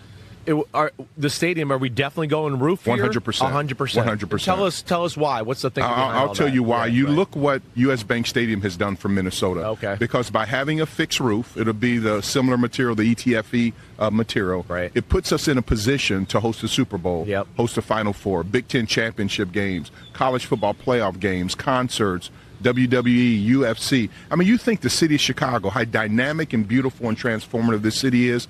We have never hosted a Super Bowl ever in Chicago. We've never hosted a Final Four. And so the third largest media market, and they love activities. They love sports. They love concerts. They love entertainment. We have the infrastructure in place with the hotel, so we have to have a fixed roof. And I think what you'll see, and the interesting thing, the museum campus is a little bit smaller. We'll have a small mixed use. But Arlington Heights, you're talking about being able to build almost a small city with hotels, housing, to be able to do something in that part of town. Like that, yeah, okay. So you can really build a community around it and do it that way. Is it down to Lakefront, Arlington Heights, one or the other, or are there other options that are still percolating? Because I know you've talked to other communities in the area. Yeah, we've talked. I mean, the interesting thing about it, there are not many spaces that can really handle a stadium, and so it is really down to the museum campus somewhere downtown in Arlington Heights. That clip courtesy of Pete Pro Football Talk, Mike Florio. What was your thoughts on what he said?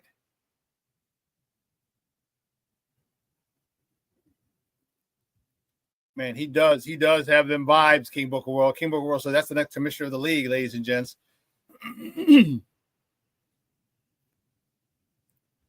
It sounds like to me that Arlington Heights is it. It sounds like to me that it's a done deal. Arlington Heights is the spot. They're going to Arlington Heights, is what it sounds like. That's just me personally. Did anyone else get that feel, that vibe as well?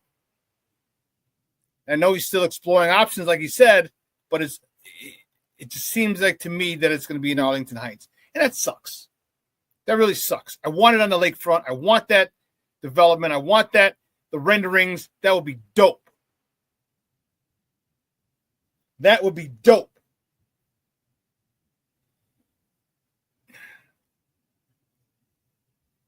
I don't have to travel all the way, and you can sit there and say and tell me all you want about what it's going to do for the Bears, the owners. I don't give a rat's ass about billionaires adding billions to their net worth. I don't care. I want that shit downtown with the north part of that building, glass, looking out into the skyline, the best skyline in the world. Imagine a nice little snowy day, and you see the skyline from the stadium. Come on, man. Everyone talks about the parking. It's okay. It's fine. Trust me. If there are a lot of there are a few plots of land in and around downtown, especially South Loop, that if you owned it, you can just make a parking lot. You can make a parking lot, and now it's different. Because this shouldn't be used 24/7. So you can have the parking lot used 24/7, 365. He knows concerts, Big Ten championship games, Final Fours, WWE, UFC.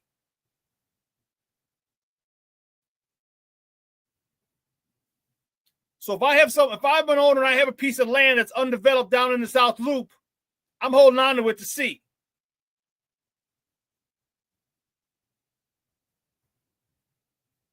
Because if for some reason, some miracle happens, and they're able to stay downtown, I'm paving that shit over, making a parking lot out of it, and I'm using that bad boy 24/7, 365.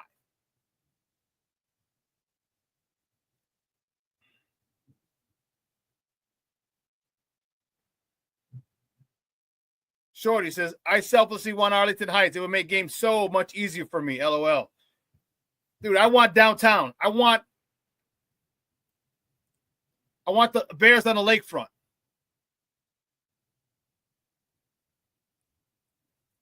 I want them there. I want this to add to our beautiful city. It's the most beautiful city in the world. Brought Keith Murray's line. The most beautifulest thing in the world.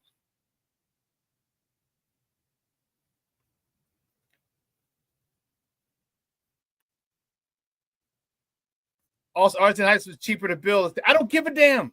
I don't care, Mashawn. I don't care about the bill. You got billions, McCaskies. You got billions. You got billions. Put some of your own money up. Stop being like the rest of these douchebag billionaires. Always want everyone to pay for shit.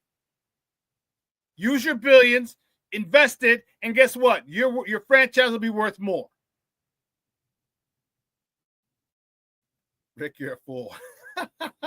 Yeah, but the shorter the drive from Atlanta to Arlington Heights is way shorter.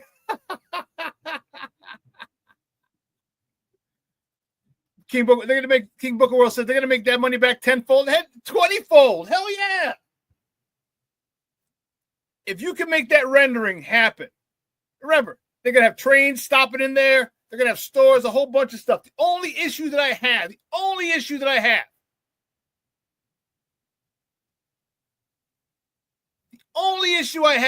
is those asshole kids that are going down acting stupid. This past Saturday, they went and had another shitty little fucking episode. I don't understand. This is what you don't get out. They go down, they stop traffic, they loot, they break shit, they steal shit. Like, come on, man. That's the only problem I have. Cops are going to be in Fort. Man, there'll be cops. There'll probably be one cop for every 3 people. One cop for every 3 people if it somehow, some way stays downtown. I feel like it's going on tonight. I feel like that's the place it's going to get to.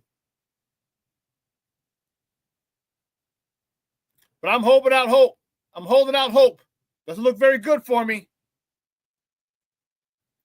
But somehow, some way, it keep coming up with funky ass shit like every single day. I want that stadium on the lakefront. And I know everyone wants, we got the museum, the Hall of Fame. I don't care.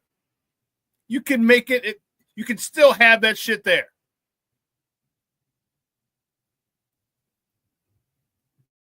There's more opportunity there for the Bears in Arlington Heights. Don't get me wrong. But you're still going to make a ton of money on the lakefront. Remember, they have the trains going right into the station. You can get to the stadium. Come on, man.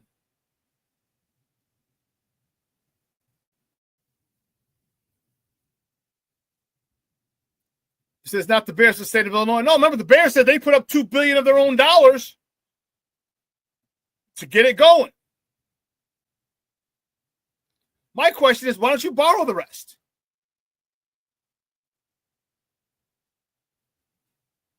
You don't have to go to the state of Illinois. You can go to banks.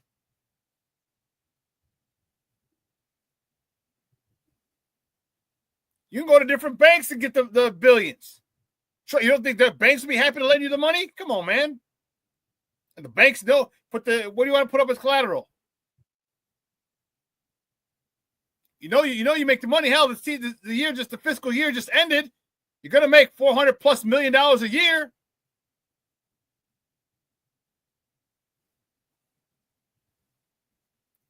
Rick says it could be worse, Shawn. It could be like the Jets and Giants not even playing our own state. Why they play New Jersey is a mystery. I hear you.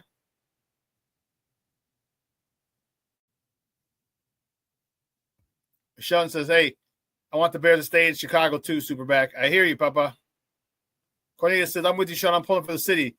Put that open source AI to work on the traffic and the parking problem and get it done. Yes! You can find a way.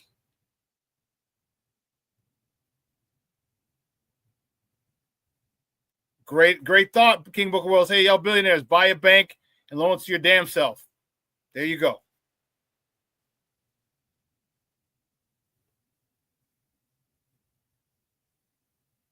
But it looks like that's what's going to happen.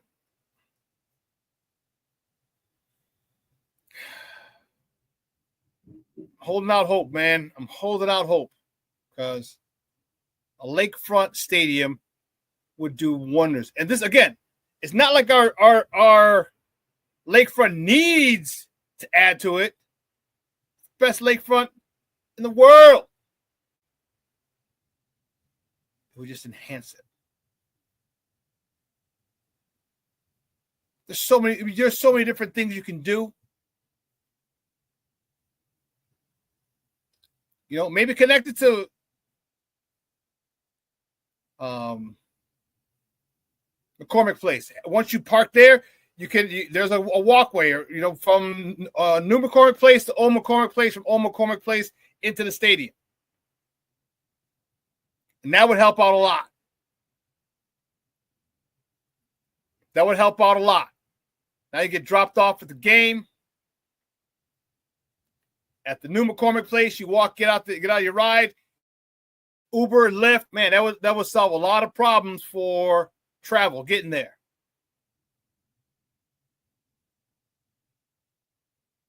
Shorty, Shawn, you're so selfish. It's about me.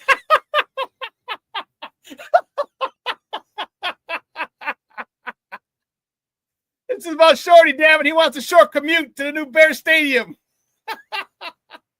Hell with everybody else. The hell with you city folks. Friends of the Park will be pissed if a stadium is built by Lakefront. Yeah, and I get it. I understand the whole purpose of Friends of the Park. I get it. I understand it. But it's still being used for the city.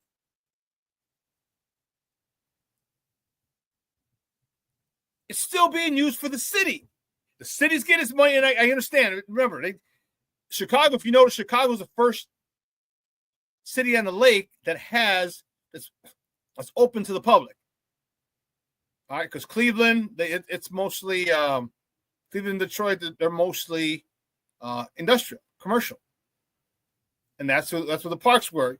The Field Museum, Marshall Field, the department store owner, he was one of the advocates of it. That's why they named the Field Museum after him, of keeping it for the public. You wouldn't want to go to a concert on the lakefront? You know what I mean? Like, and again, they're assholes about it. They are adamant. Ooh, are they adamant about that? Because only X amount of space is used. You got to have X amount of space for a park left for the fans. And that's cool. I get it. But the Bears are going to have to buy some real estate if they want to stay down. You still got the McCormick Place lots, 31st Street lots. Why don't you buy some of the lots, some of the land a little further south, and make them parking lots? Have shuttles. Or here's a crazy idea, have a tram. If you get some of the stuff over by what are those apartment buildings right there off of 31st and King Drive? Some Commons.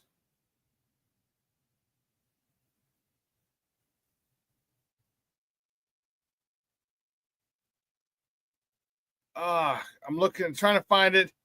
31st and King Drive, all those big apartment buildings. Someone over there knows. My ex-girlfriend used to live over there.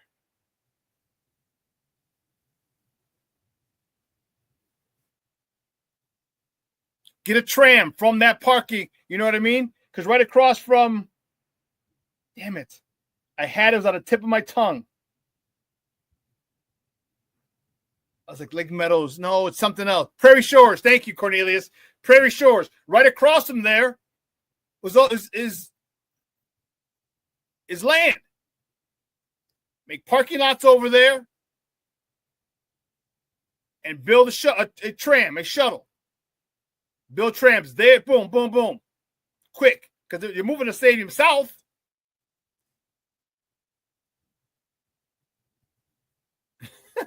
Rick Gonzalez, jetpacks is the answer. Elon needs to get on it.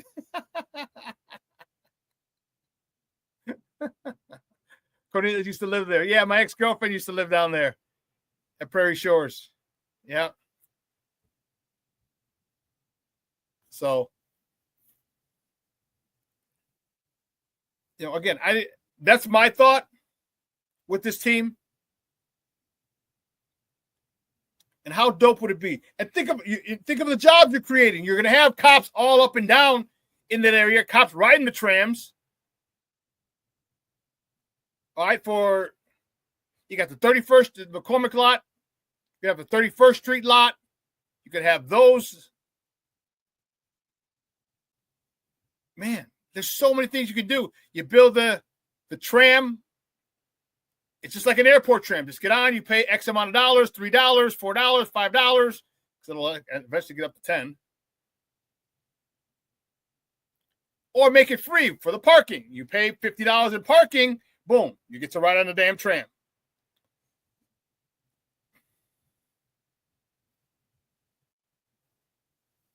And take it right into the stadium. Boop, back and forth, boop, boop.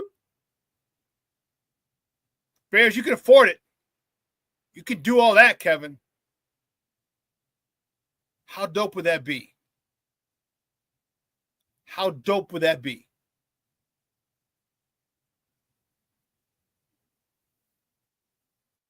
So we'll see. We'll see how it plays out. Shawn says, I can't stand those people, friends of the park. I hear you. But I understand. In essence, it's a good group, good organization. They want to keep the lakefront for the people. Yeah, the old Michael Reese side is a little too far south. I mean, it's a little further south than Prairie Shores, but keep it up over by Prairie Shores, like right at just south of New McCormick Place, Old McCormick Place. Have two big parking lots. Buy the land.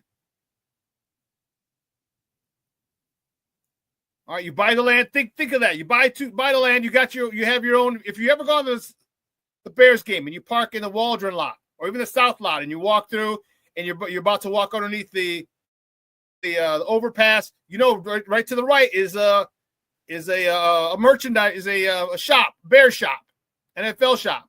Think of all the stuff you can have in how many Bear shops you could have in those parking lots. You know what I mean?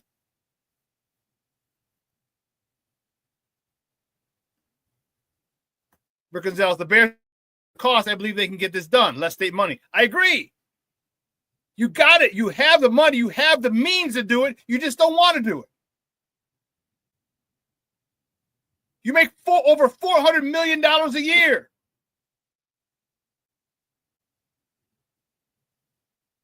You'll be able to pay the freaking whatever your loan payments are from whoever you borrow the money from. Talk to Elon Musk. Borrow the money from him. Keep it for yourself. There's a whole bunch of different ways you can do this. You don't need the government.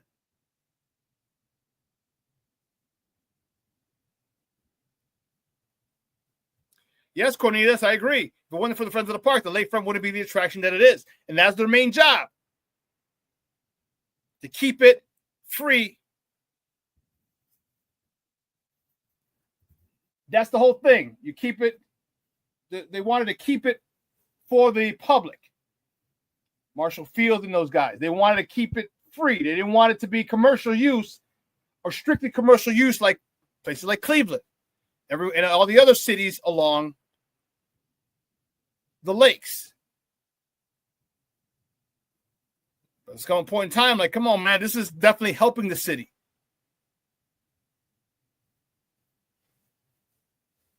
All right, if you saw the renderings where they hollow out, they knock down Soldier Field, but leave the columns up.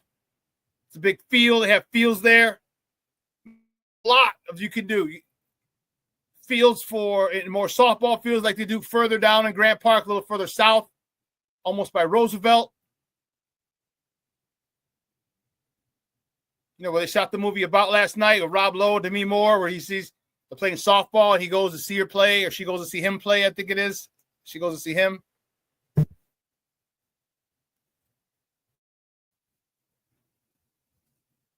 They're very, very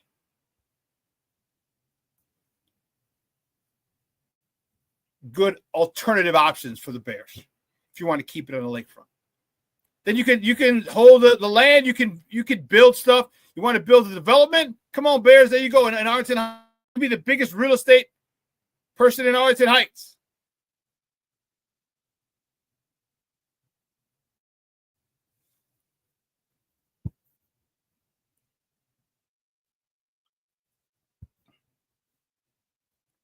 I don't know.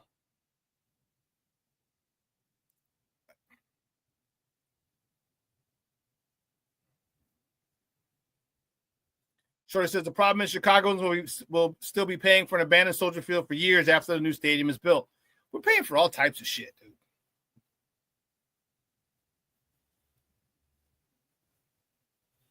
I hear you when they redid it after and they put in the spaceship. I get it. I understand.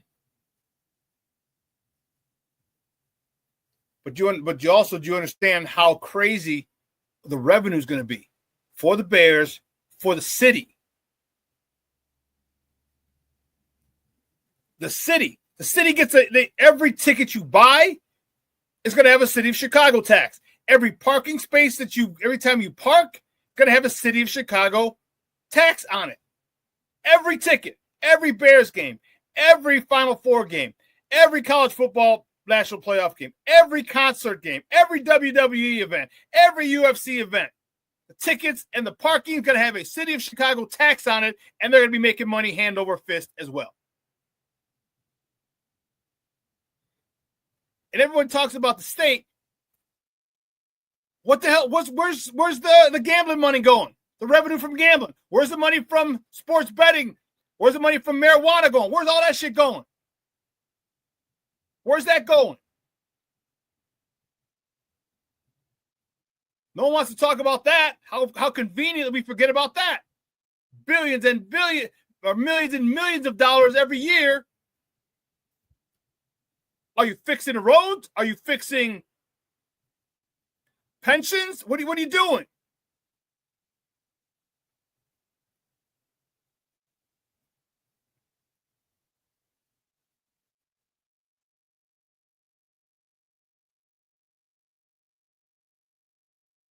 Let's see. The year 2024 was another record-breaking year for legal marijuana sales. Illinois is surpassing $2 billion in marijuana sales, creating nearly a $500 million in tax revenue. They're making $500 million. $500 million in weed sales.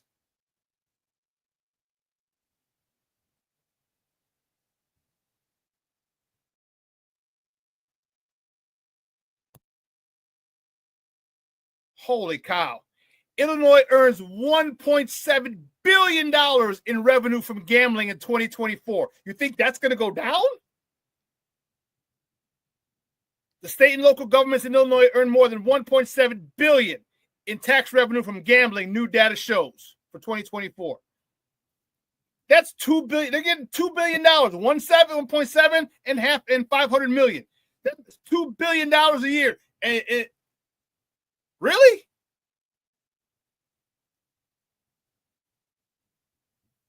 That's what I'm talking about. No one ever wants to talk about those. Where's that money going?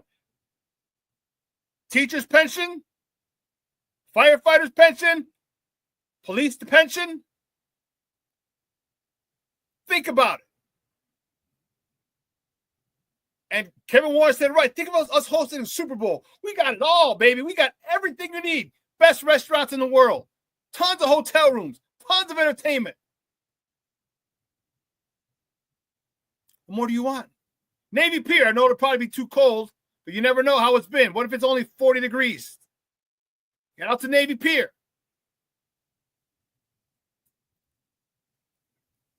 Head out to Broadway in Chicago.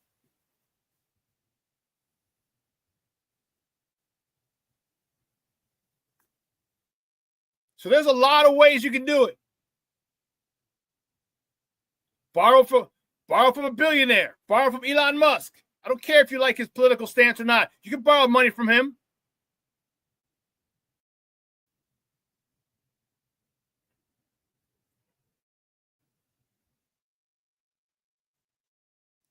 You want to keep it in Chicago? Find a way to keep it in Chicago. But I don't think it's going to happen. I think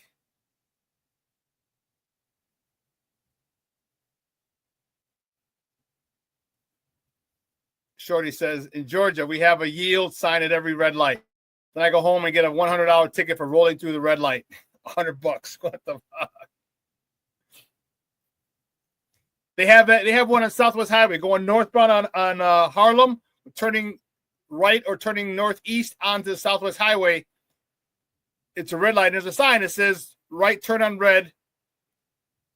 Oh, it's okay, permitted after complete stop. So whenever I go, I always pull up and I count to 5. Not like 1, 1,000, 2. I'll count 1, 2, 3, 4, 5, and then I'll turn because that's more than 1 second.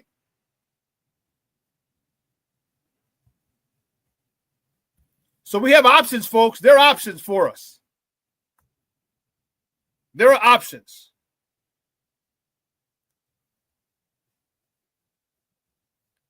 You know, I like. The thing I don't like, I just got this feeling that just listening to Kevin Warren talk, it's going to be Arlington Heights. But man, are you thinking out of the box? Are you thinking, Kevin Warren, if downtown is your shit, that's your baby. Have you thought about talking to Elon Musk? Have you thought about talking to the Waltons from Walmart? Have you thought about it? You still put up the $2 billion. They put up the other $2 or $3 billion, and you pay them back over X amount of years. You're making $400+ million a year. 400 plus. Let me see what.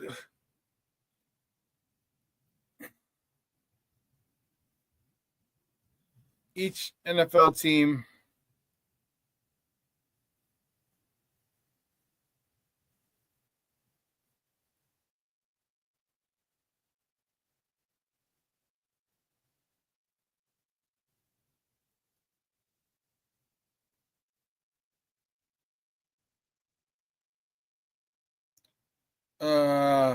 There you go.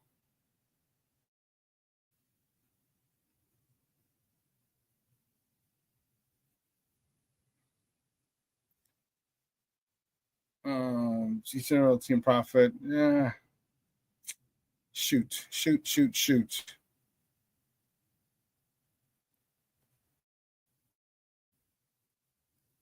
Each team. What I put? Hey Siri, how much does each NFL team make after the 2024 season? Hey Siri, how much did each NFL team make after the 2024 season? Siri's going to tell me.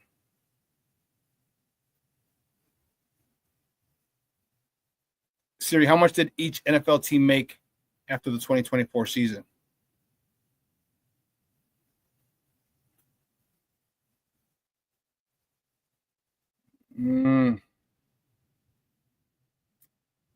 It was $400 million for a while.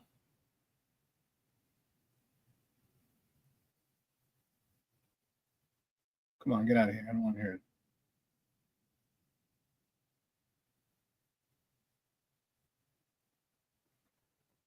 Then maybe I asked the wrong question, but it's interesting to see. So this is what I'm thinking. Foster Covers checking in late. What's up, Papa? How are you? Thank you for tuning in. I appreciate it.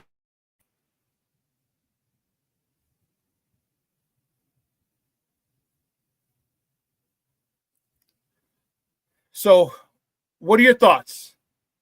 I know some of you guys, Shorty obviously wants Arlington Heights.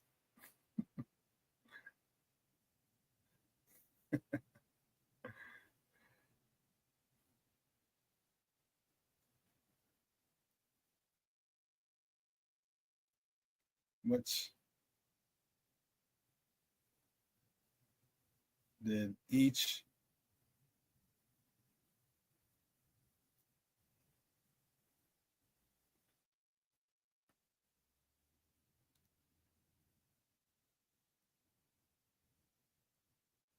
here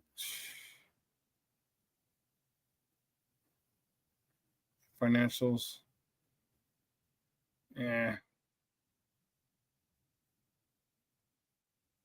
Yeah, I'll have to find it for sure.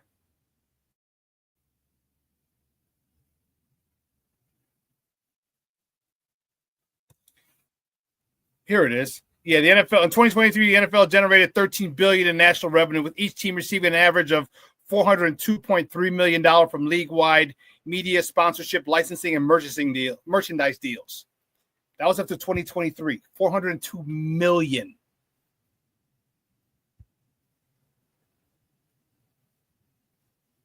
$402 million.